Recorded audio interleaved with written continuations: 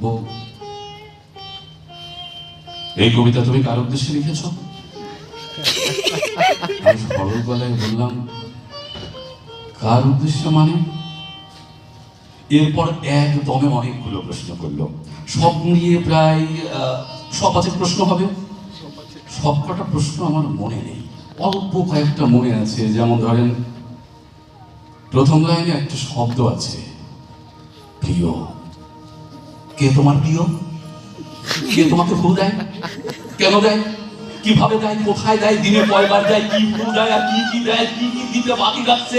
তাজা ফুল নাকি প্লাস্টিকের ফুল? কার কাছে তুমি এই ফুলের বদলে ফুলকপি চাইছো? হ্যাঁ, ফুলকপি চাইতে গেলে কেন? কাঁচা ফুলকপি না চেয়ে রান্না করা ফুলকপি কেন চাইলে? অন্য কোনো মেয়ে কেন তোমার ফুলকপি রাঁধবে?